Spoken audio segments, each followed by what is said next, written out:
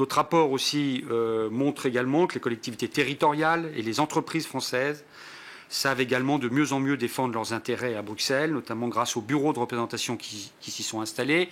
Nous avons rencontré les uns et les autres. Là aussi, un travail important a été fait, notamment par les entreprises françaises, les collectivités aussi. Les régions, ils sont quand même maintenant ont toutes des représentants à Bruxelles, mais les entreprises aussi, les grandes entreprises évidemment, mais se sont organisées, sont représentées là-bas. Mais ce qui nous a frappé, c'est que la France, sur ce plan-là, se situe, disons, largement au même niveau que les autres pays, sauf un, qui est l'Allemagne. C'est-à-dire qu'il y a, entre ce que fait la France, la manière dont elle est représentée, par exemple, par le patronat, et ce que la représentation allemande, il y a une différence très sensible. C'est-à-dire que, pour parler clairement, la France se situe dans une bonne moyenne, quand on regarde sous tous ces angles-là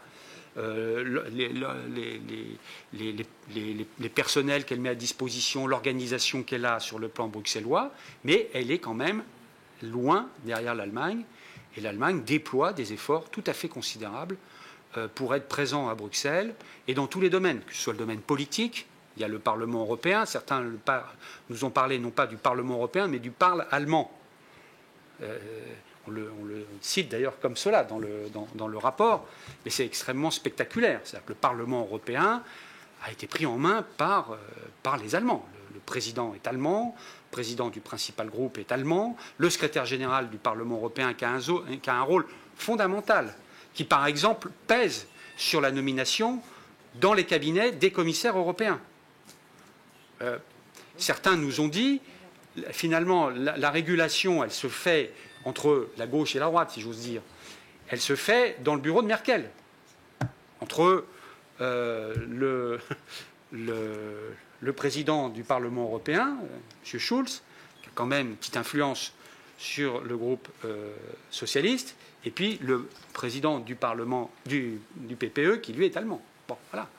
Donc il faut bien voir qu'on a là une puissance qui est extrêmement présente, extrêmement forte, et qui explique aussi sans doute le fait que l'Allemagne aujourd'hui exerce une forme de leadership. Une leadership, je mets ça entre guillemets, parce que je pense que ce leadership est en partie aussi perçu comme de manière un peu inquiétante par un certain nombre d'autres pays, et qui attendent précisément que la France soit plus présente, soit plus allante, plus ambitieuse, parce qu'il y a une demande, y compris, ça on peut le dire entre nous, par rapport à la puissance allemande, il y a une demande des autres pays européens, et pas seulement des pays du Sud, de pouvoir avoir un pays qui rééquilibre un peu les choses, et qui rééquilibre le poids de cette puissance qui est, encore une fois, extrêmement prégnante sur les institutions européennes.